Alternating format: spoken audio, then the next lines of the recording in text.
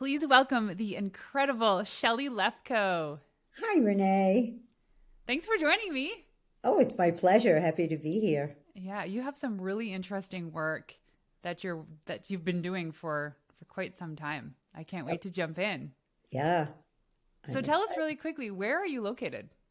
I'm in the Bay Area in Marin Mm-mm. County near San Francisco, Yeah, California. California. I know, But I of love course, from California. my accent, you would never know that, right? I don't know. I would guess as a Canadian, I would guess maybe New York.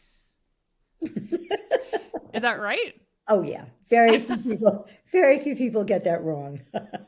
I know. I bet. Well, from my accent, people assume I'm American. That's right. Yeah. There's 'Cause some words that come out. They're like, oh, there it is. There's the Canadian. about, About, about, about, about, about, about. out and about. Yeah. Um, okay. So tell us a little bit about what you do. Well, I help people get rid of unwanted patterns such as procrastination, anxiety, fear of public speaking, being afraid to step out, um, whatever problems, issues you have, by helping them quickly and permanently eliminate the beliefs that cause those problems. Wow. And it's before we press record, too. I was like, I didn't even know because we're going through some questions. And there was something that was so fascinating to me about like, what do you mean by a belief? Hmm. Right. And we'll dive into this too, because it's fascinating to think, well, don't we all just know what a belief is? Yeah, it's interesting when I started, my late husband, and I started doing this over 30, almost 35 years ago. We said we help people eliminate beliefs, and I'll tell you why we do that in a minute. They would say, "What do you mean beliefs? You know, like a religious belief?" So now, of course, everybody talks about beliefs because most people now know that you can't make permanent change without changing beliefs. So we were kind of in from the very beginning. So a Yeah. belief is a statement about reality that we hold as the truth. So it's not Isn't wishy-washy. It's not, I kind of believe it. I'm not sure. It's a belief. And most of our beliefs are unconscious. We don't even know that we have them. And the most fascinating thing about my work is no amount of evidence gets rid of beliefs. So I've worked with Harvard PhDs who have the belief, I'm stupid. So they know they're not stupid, but they still hold that belief. And our lives are consistent with what we believe. So if you believe that water is boiling, you're not going to put your hand in it. If you believe that some politician is a jerk, you're not going to vote for him or her. So our lives are consistent with our beliefs. so even if you know it's wrong, you'll still believe in it because why? Because, oh, that it's too early. Okay, let's warm everybody up to this and we'll come back to that. But what was fascinating about having you on the show is in my mind, all I could think about is what is stopping us as mothers, as entrepreneurs in growing our business or doing the scary thing or whatever it is, right? And it's all beliefs.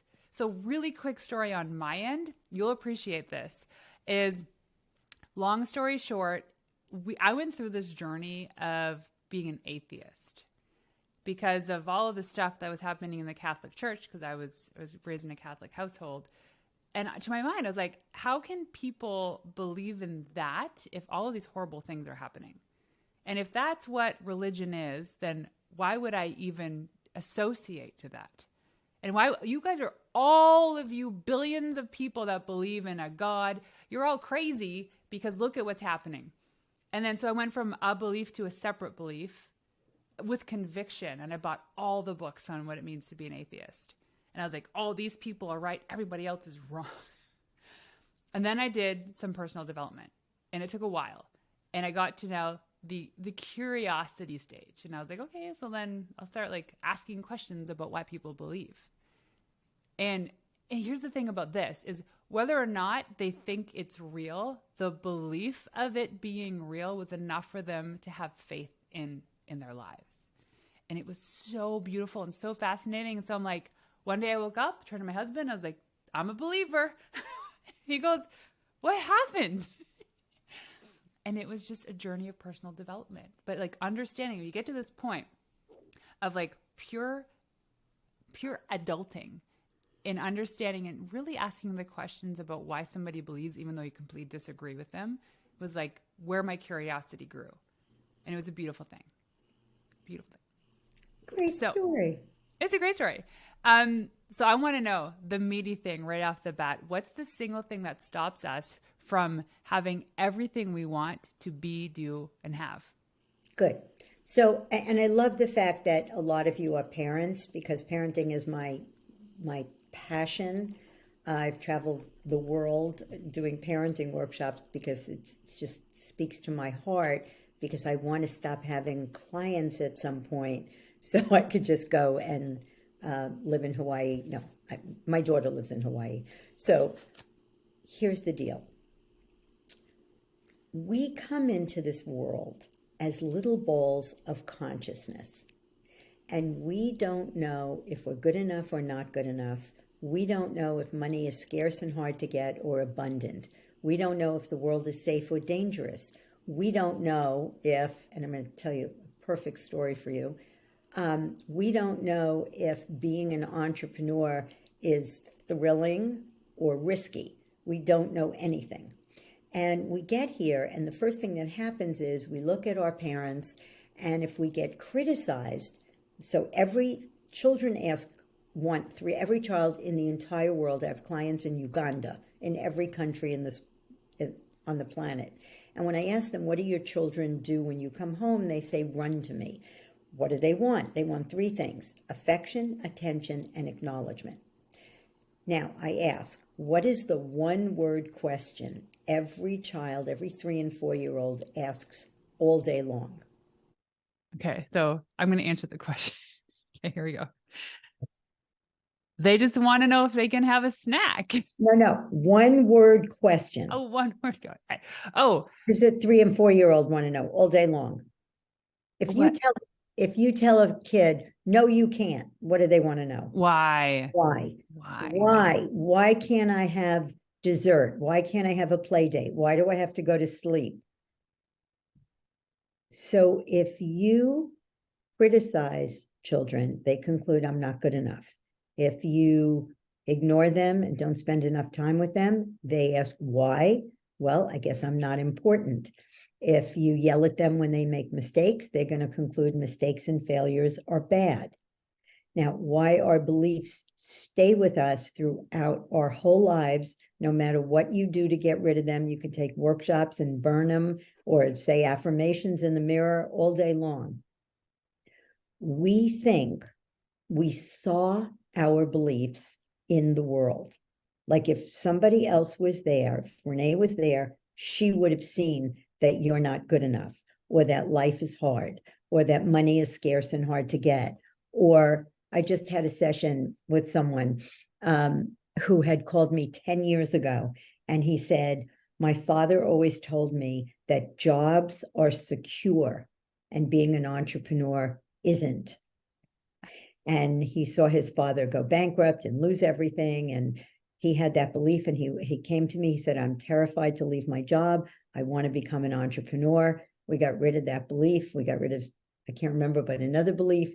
And 10 years later, he called me again recently, and he said, so my business is worth $25 million.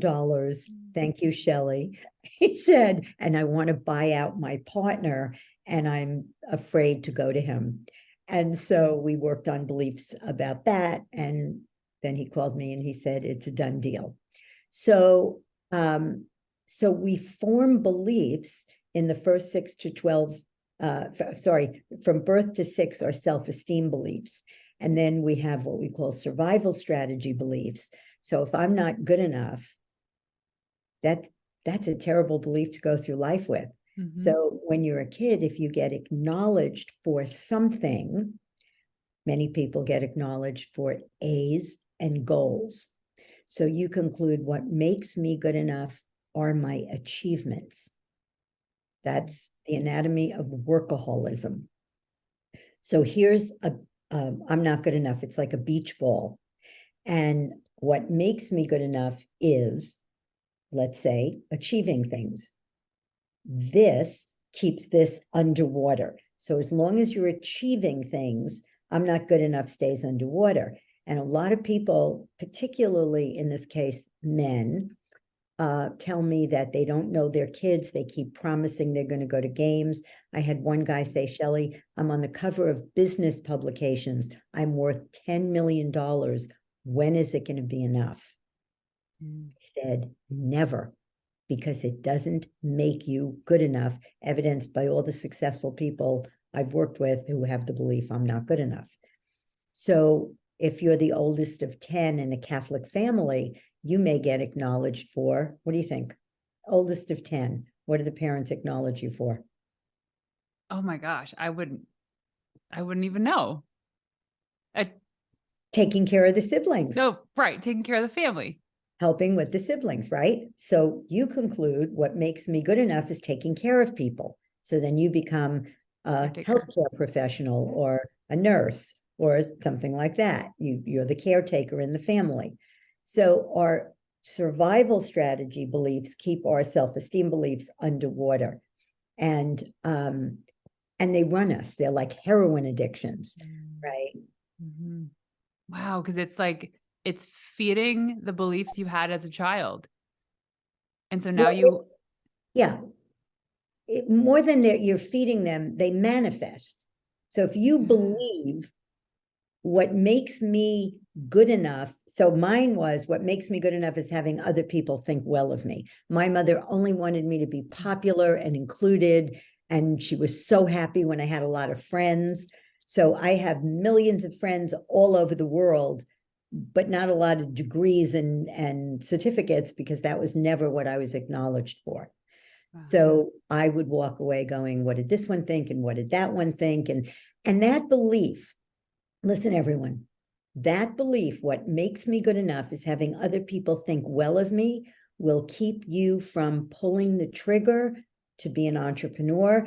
You'll keep putting your product through the ringer over and over and over and over, and you won't pull the trigger because what are people going to think if it's not great? And here's what I tell you about that. You see this? For those of you who are listening, I'm holding up my iPhone, right? The first one had an antenna that broke, and nobody liked that because you had to be so careful that the antenna would. And Johnny Ive said, and Steve Jobs said, that doesn't work. We got to fix it. Now, I had an iPhone 6. I dropped it in the toilet. Cost me $600. A year later, my daughter dropped her iPhone in the toilet, took it out, and made a phone call. This is an iPhone 12, and I think they're up to 14. So do not, if you have a belief, mistakes and failures are bad. If I make a mistake or fail, I'll be rejected. The most common beliefs people have, you're not going to do that. You're going to wait until it's perfect. And guess what? By the time you do that today, it'll be too old. Too old, or you'll be dead. I say one or the other. Yeah, no, they'll have AI to replace whatever it is. But pretty soon they'll have AI to replace us. That's we'll right. be robots recording these episodes. Yes. It's so fascinating. So I love metaphors too. And I love using like real examples of the phone. I was actually showing my kids my first phone. It was like a Nokia. It's a red Nokia phone. And if you wanted to text somebody, you had to be really committed to that text, because you had to press the same button 3 times to get to the letter that you wanted.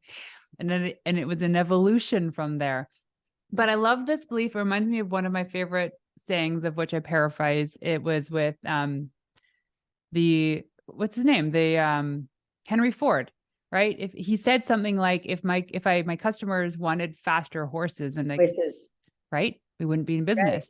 That's so right. He knew there was a better way. And so he invented the automobile. Don't ask your customers what they want. Yes, Give them what they need. That if I listened to Exactly. my customers, I would have made faster horses. Exactly. Because the customer's belief was we just need faster, healthier horses. Right. Yep. Yep. Nobody called Steve Jobs and said, get this giant boombox off my shoulder. Right. And then there was the iPod that came out. That's right. Which was so cool. And I remember the turny thing to get to all the songs. And now look at what we have. We can just talk to it. All we have to say is the S word, Siri. Hey, Siri, play me a song. And it's all there. And that's all because of people's beliefs, right? Maybe they choose to like break down some conditioning beliefs, like inventions to So prove what did Steve Jobs believe? that anything is possible. Yeah. Wow. He calls it a distorted reality field. Huh. Except guess what? It happened. It did. And now we're in this huge wave of AI. I mean, AI has been around for a while, but now when actual consumers can touch and feel what it's like to use AI, like it's part of our content creation process. And it's like someone once told me, oh, you can use this thing called Chat GPT to, write a blog post or come up with catchy podcast titles. And I'm like, no, there's no way a computer can do that for us. We need human intelligence to be creative. And sure enough, it pumped out some pretty impressive stuff. I was like, okay, so now how are we going to use this? That's right. So I want to go back to, I do not want to talk about ChatGPT. All everybody's talking about. And it's an interesting conversation. But I want to go back to women entrepreneurs who have children. I feel very strongly about the fact that most people live at the effect of their circumstances. They're not living intentional lives. So we have a lot of plants in our home. Would you ever think of watering just one? Or watering 2 plants and just going, okay, I have to water this plant. Oh God, that's okay. Now I'm going to water this plant. Okay, now I'm going to water. So you have your health, you have your children, you have your partner or your spouse, or you don't, but you have relationships in your life. You have money. Those are all plants that need to be watered. So you need to be intentional. And what I say, and I'm going to give you an opportunity to do what I'm talking about for free. You don't have to work with me. We have a 19 self-esteem belief product that you can do at your leisure. It's very inexpensive and it's very powerful. But here's what I want you to look at. How can I be? So I just read a quote. I send these mindfulness cards to my girls every day. We pick a card and I send it to them. And these are fabulous ones, 100 mindful prompts for self-care and stress relief. And one of them said, if you're depressed, you're in the past. Mm-hmm. If you're anxious, you're in the future. If you're at peace, you're in the present moment. And the only thing that allows you to be present is getting rid of beliefs. So when I got rid of the belief, what makes me good enough is having other people think well of me, I'm good, right? I'm open to, always open to feedback, but I'm good. I'm okay. So where's my focus? On you. I want to serve. I'm not looking at how do I look or how does she think or whatever. Did people like me? When I went to Croatia and I spoke in front of 600 people, I was there 100% with those people. And when you get your evaluations, no matter what you do, somebody's not going to like it. Yeah. In fact, if you tell your children that, no matter what you do, somebody's not going to like it. So you may as well do what you want. However, and your kids are the perfect age, Renee. However, before you do anything, stop and ask yourself, what might the consequences be of my actions? And do I want to live with those consequences? Yeah. Way better question in high school than what are people going to think of me? I wish that there was this, they say there's no parenting manual, but there's got to be, because there's so much work. I know you've got this. I've got it. There's so much work that needs to happen or should happen before someone becomes a parent. Because I know psychologically, the first 7 years of a child's life is so crucial. And when you're a new parent and you're clueless. You're clueless about what's going on, and you're tired, you're exhausted, you're anxious, you don't know what questions to ask, you don't know where to get help. And all of a sudden, like, the kids are absorbing this energy and they're absorbing your reaction. They're like, oh, if that's how mama says to do something, then that's the way it should be, because they don't have anybody else to learn from. There's no other inspiration around them. So I have regrets, a lot of regrets. And we're unconditioning some of these behaviors because they got it from me. And I was like, oh, that's not good. But I think it was my husband that said this from somebody else, is your kids are your biggest mirrors, right? Your kids are your biggest mirrors. They reflect back who you are. See, if you believe I'm not important, which is the second most common belief people have, and if you think you don't have it, ask yourself the question, if I'm in a room with very successful, wealthy people, do I feel just as important as them? Mm. Right. And if you said no, if you believe I am important, you will feel important no matter who you're in a room with. Yeah. So if you have the belief I'm not important and your child ignores you, you're going to get angry and upset. If you get rid of that belief, you'll just say, sweetie, I don't like to be ignored. I don't ignore you. No anger, no upset.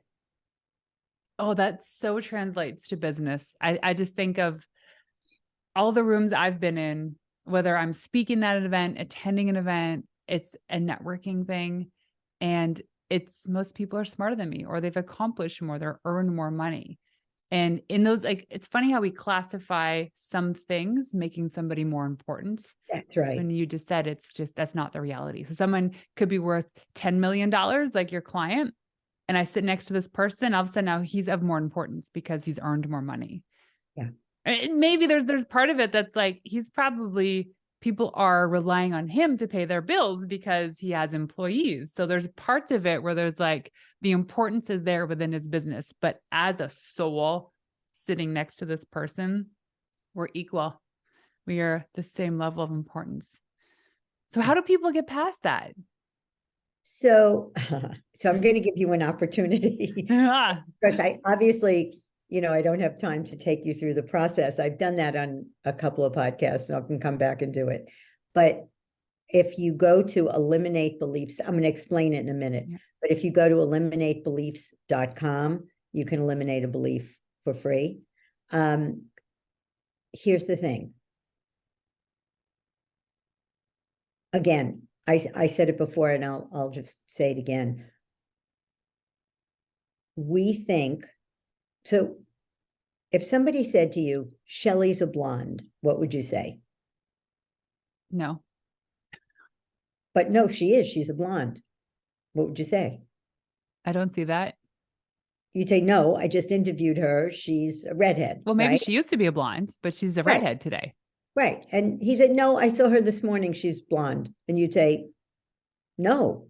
Or if somebody said to you, Shelly doesn't wear glasses, you'd say, well, she does. Right. Yeah. So you can't not believe something you think you saw. Okay. Mm-hmm. With me? I'm with you. So it's impossible to not believe something you think you saw. Okay.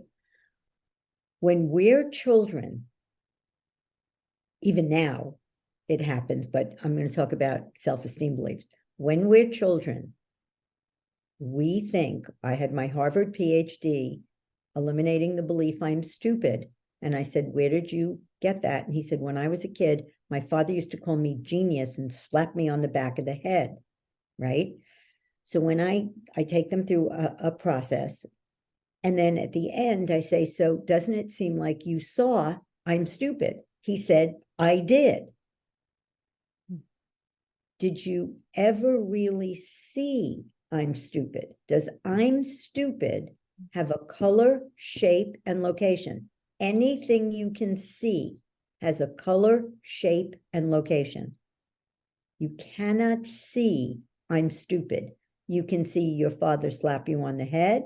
You could see getting C's and D's or F's in school.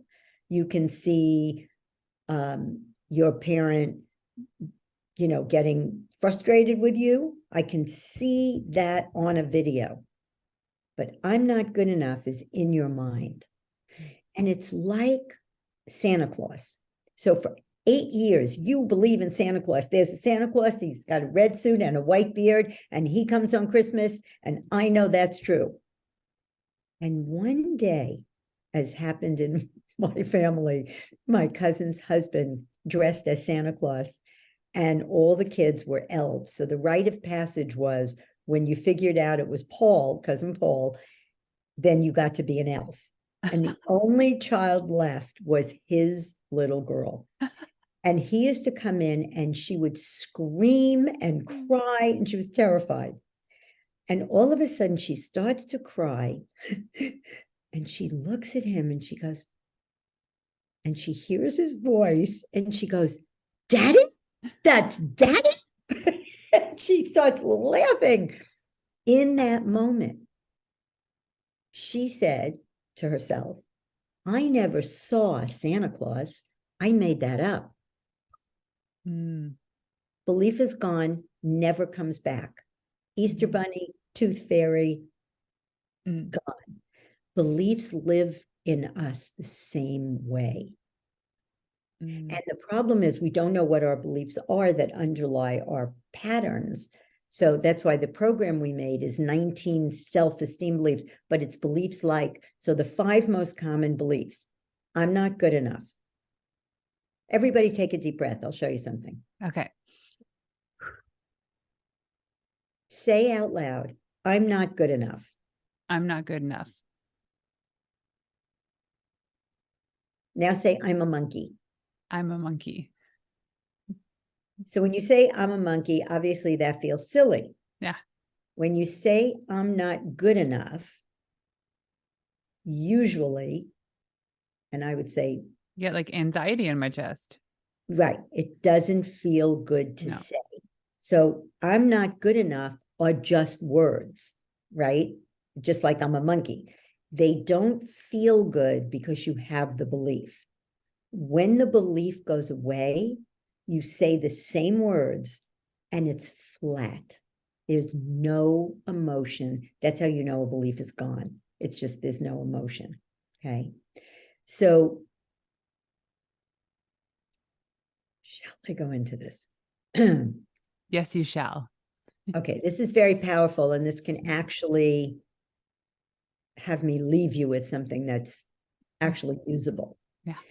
So how beliefs get formed, remember, is you come into the world and you create distinctions. So before you create any distinctions about yourself, life, or people, none exist, right? You're just this little ball of consciousness. You don't know there's an up and a down or a right and a wrong or anything.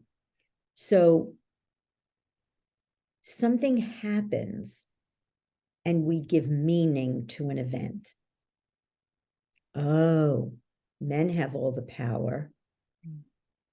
Oh, women can't stand up for themselves because we're watching our parents, right? That's meaning. Those are meanings, okay? When you give the meaning a few times, it becomes a belief. Now, we have beliefs created in the past. What creates all of our emotions is the meaning you give events. Okay? Somebody, you call a friend, they don't call you back. What meaning might you mind? What meaning? That I said something and they're angry at me now. Perfect. That's meaning. Where did that meaning, Renee, come from? Oh, I know when. No, where did the meaning come from? Not the belief. Where did that meaning? So I said, what do you think if somebody doesn't call you back? And you said, I think they're mad at me or I did something wrong. Where did that meaning come from? Where do you think from? The meaning I gave it? Yeah, where did that meaning come from? Where did it generate from? Like in my heart? Meaning does not come, everybody listen, okay? Yeah. Because this is the personal growth world. Meaning does not come from your heart. Your heart beats.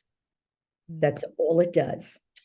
So when you asked about the meaning, I think of like the story associated to it, like a situation or past moments. No. I said to you, if somebody walks by you and doesn't say hello, what might you automatically think? They're mad at me. Good. That's meaning. Where did that meaning come from? You're gonna have to tell me. Your mind. Okay. Right. That's where you think from, right? Okay. All meaning comes from your mind. All meaning is in your brain. They don't like me. I'm never going to get this job. I can't, being an entrepreneur is scary. I'm never going to make any money. You don't get sales the first day and you go, oh God, I'm never going to get any views. I just did this workshop on TikTok with a friend of mine who taught it. And he taught us how to make TikTok videos. And a couple of people said, oh my God, I got views right away. I got views. I didn't get views right away. And I said, okay. I didn't give it meaning. I didn't feel anything.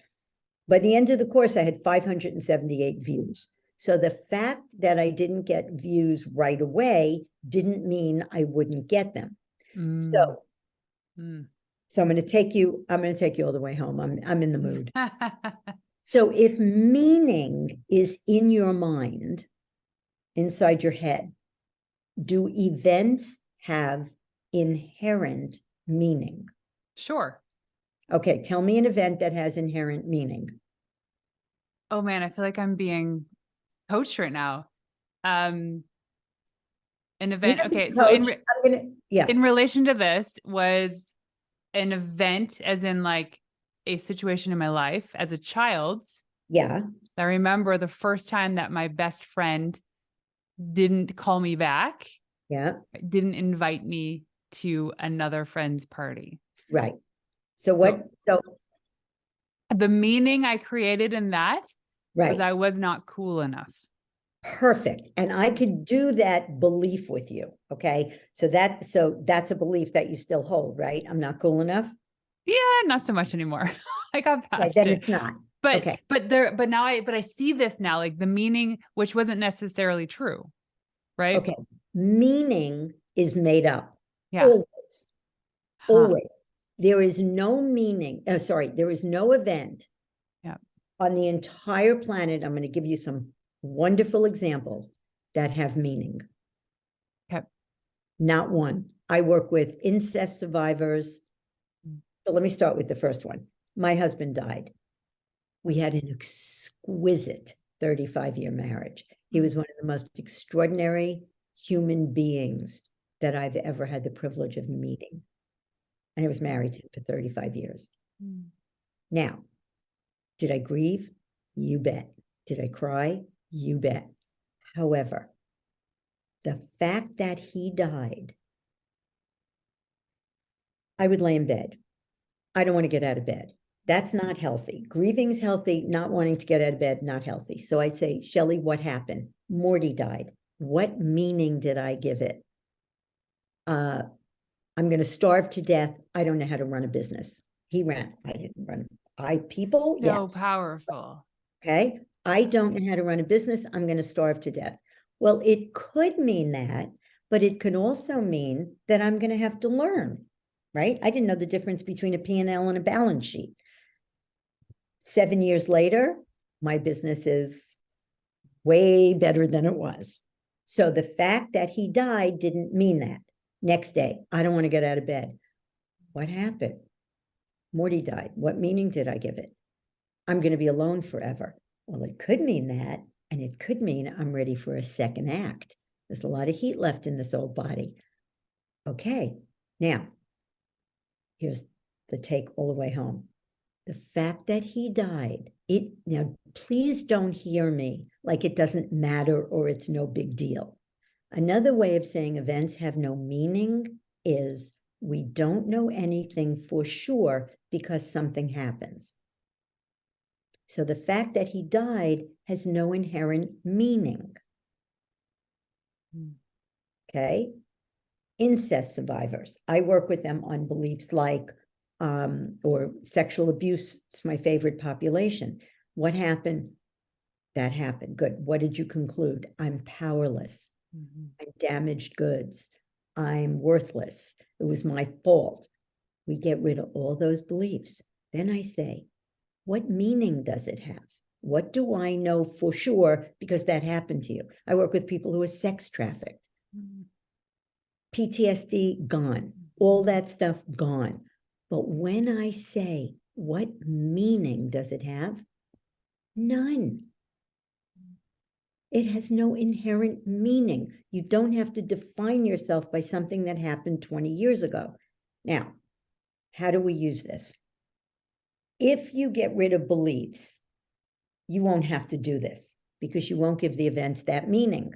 You get rid of the belief, I'm not important, somebody ignores you, you don't give it that meaning. You get rid of the belief, I'm not good enough, and somebody gives you feedback, you don't give it the meaning, I'm stupid and I'm not good enough and I'm blah, blah, blah. You just don't. However, until you eliminate your beliefs, here's how you use it. Anytime you have a negative emotion, stop and ask yourself, what happened? My friend didn't call me. Or wait, let's do an entrepreneur one because I just wrote a book about entrepreneurship that's coming out in June.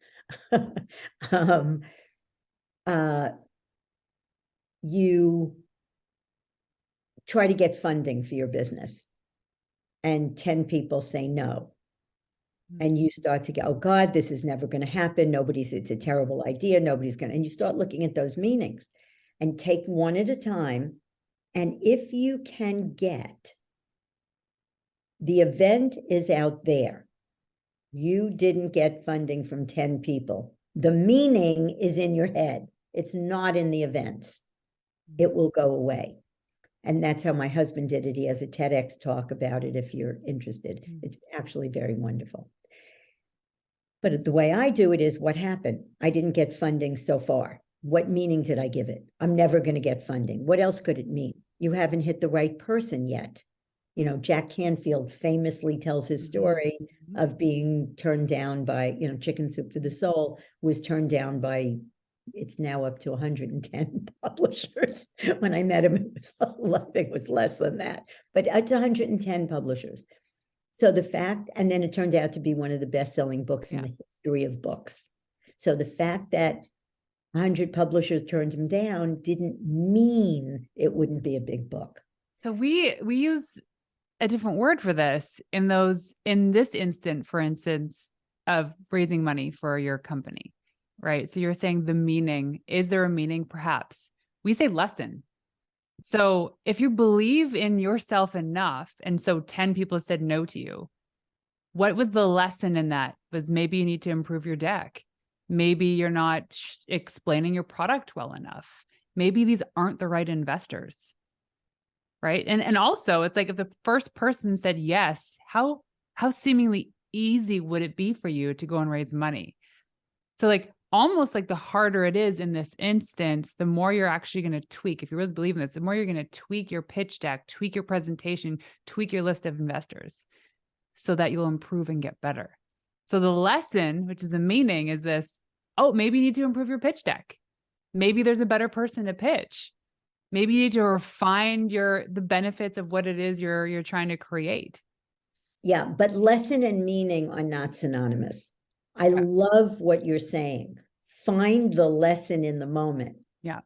However, if somebody gives meaning and they're stuck in that, they won't find the lesson. No, they won't. So the meaning is what you know for sure. That's exactly what mean. So, yes, after you get the events have no meaning, now say, what's the lesson here? Those two things go together fabulously. I love that. So, and when you say meaning too, I've been meaning to ask this, is it seems right now that it's tied to like a negative train of thought, but could it be positive? Yeah, that's why I say the only time you want to do that, because meaning is always made up. So even if it's positive, it's not true. But if it's working for you, knock yourself out. Go keep it.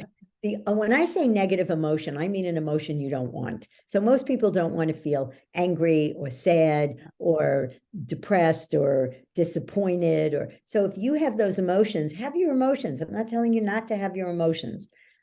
But when you're tired of having that emotion, then do this technique. What happened? My husband didn't kiss me hello. He's having an affair. What else could it mean? He had a hard day. But the fact that he didn't kiss you hello doesn't have meaning. We don't know anything. And even if you ask him, why didn't you kiss me hello? He might say, I don't know. I had a hard day. But if somebody really presses him, he might say, I don't know, maybe I was waiting for you to kiss me hello. Or somebody else says, no, it's the meaning is made up. Yeah. It's so I have a good friend that she reached out about promoting my PR services to her big community. And she asked for the pitch deck and I sent it to her. And then she replied with all these questions. And here's the interesting thing about the PR industry is people always ask about guarantees. Well, how many, like, I'm sure you're working with an incredible company that's helping you get on shows. And they're never promised a guarantee. There's no guarantee because there's so much out of our control. But then she asked about the guarantees. And then I wrote this big, long email. It's probably the longest email I've ever written. I needed to get it off my chest about why the industry, there's actually like the American Public Relations Association tells people it's illegal according to their association to guarantee any sort of placement. So it was all like data backed experience from like my 10 plus years in PR. And she replied saying, oh, like you need to hear what's going on in my industry, but like essentially this is unacceptable. You can't be selling something without a guarantee. And I said, let's chat. Didn't reply. Then I followed up with the email, didn't reply. Text message, didn't reply. I even saw her in person, but we were with each other's families. I just didn't think it was the right time to bring it up. And so finally I sent a message saying, is there any reason why you're not replying to me? But I was just distraught by this. I'm like, did I say something? Did I insult her? So I connected all of this meaning to this person not getting back to me. And when she finally did, it was a quick text message saying, so sorry, we've just onboarded so many clients and I'm drowning. I haven't had a time to reply. It had absolutely nothing to do with anything other than they were busy. And so I was just killing myself over this and the meaning, and to think how much more clarity I could have had and I didn't really beat myself up that much, but it was silly. Like, why do we do this to ourselves? Why? Because we have beliefs. Yeah. It goes all the way back to the beginning. So the beliefs that we have beliefs about, people, if I drill down with somebody, they'll always get to a belief, people, you can't count on or trust people. People won't be there for me. I'm not likable. Something wrong with me. As I said, the 5 most common beliefs are I'm not good enough. I'm not important. Mistakes and failures are bad. If I make a mistake or fail, I'll be rejected. And what makes me good enough is having other people think well of me. Those 5 beliefs, which are on the program, totally, when I look at being an entrepreneur, I mean, I wrote a book with someone because he heard me speak and he said, this is the missing piece. We have to do this, right? And it's called Hitting the Wall. Eliminate the beliefs that sabotage your business and your life. Here's the thing. If you want to be an entrepreneur and you don't want to work for anybody else and you want to be creative and you want to be your own boss, there is a level of self-expression that comes with that taking a chance is worth it. Because every day you go to work and you have this dream that you're not following, or you finally take the step and then you're afraid to express yourself in the way that you want because what if, right? And for me, expressing yourself and being fully, we were going to call the book Fully Alive, but now I have a course called Fully Alive. That's what makes it so worthwhile to eliminate these beliefs. That's why I give it out for free. You could plug in your own beliefs and take yourself through the process, because I want people to have freedom. You come through this life once in this body. I don't know about anything else, and when you get to the end of your life, you want to look back and say, that was awesome. I took a chance. I took a risk. I stepped out, as opposed to I played it safe. I stayed where it was secure and safe. It's like, I don't know, Yeah. The idea of living a mediocre life sounds boring. Yeah. And failure. Yeah. My favorite failure, there's a million failure quotes. And if you have the belief mistakes and failures are bad, what I'm about to tell you is not going to make any difference at all. But Richard Branson says, if you're not failing a lot, you're going to be mediocre. Because if you're not failing, you're doing what you did yesterday, and you will never be successful doing what you did yesterday. Ooh, that's so good. I love that. Perfect example. I have a planner called the Morning Practice Planner. I published this almost a year ago. It took me a long time to actually publish this because I was fearful of judgment, right? Of course, this is what stops all of us. So I finally put it out there and I was like, screw it. People are going to buy it. And if they don't like it, they'll ask for a refund. I'll give it to them. Nobody has at all. In fact, people have bought multiple of these planners. Well, last night I had my first in-person workshop because like the first part of this planner, there's exercises. We go through creating mission statements, core values, setting your annual goals, how you break those goals up. I think my daughter just bought it because my daughter's with one like that and she's flipped over it. Yeah. What? Yeah. Maybe. I've shipped many to the US. That'd be cool if it was this one. So I had this workshop and our goal was to have 20 people. And so when I show up to the event and it's like, we get it all set up, it looks cute. And I'm like, gosh, this is a small room for 20 people. Well, we ended up selling 12 tickets. It wasn't 20. And I was like, hey, let's push for 50. And at first I was like, I was so disappointed, but the point wasn't to sell all these tickets. The point wasn't to make money from this event. The point was to help even just one person create impact in their life. And when I sat there at some point, we're going through these exercises and they had these like 10 minutes to do the work. When I was watching these women work, they were so deep in concentration, creating their core values, their annual plans, and really thinking, what is the better version of my life? I was like, wow, this room could have been one person and I would have had goosebumps. That's it. And so the meaning that I gave to the 20 seats that were supposed to be sold was completely abolished because now my belief was I'm here to serve. Yep. And that's great. All that mattered. That's just awesome. Such an amazing event. Loved it. Awesome. Yeah. That's awesome. There was something I started to say before that I never finished about being in the present, right? Being in the present moment. When you're with your kids,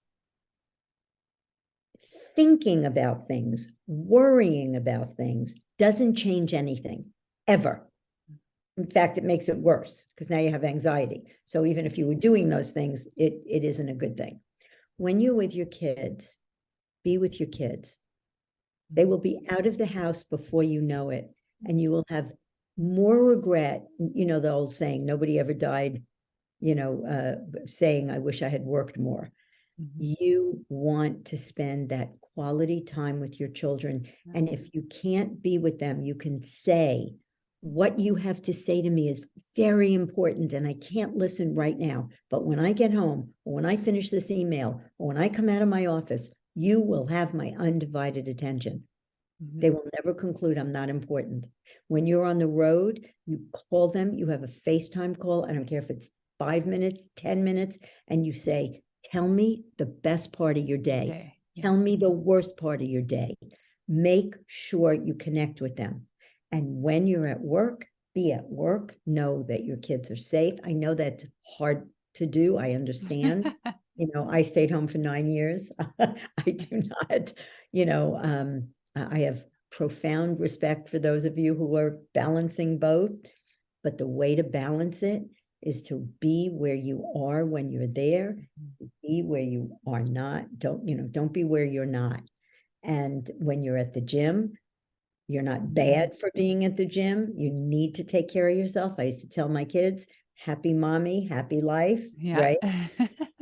I'm good. If I'm taken care of, you're going to be happy. My husband used to say, if you don't want to do something for me, but you want to do it because you love me, that's fine. But I don't want you to ever sacrifice, because with sacrifice comes resentment. That's true.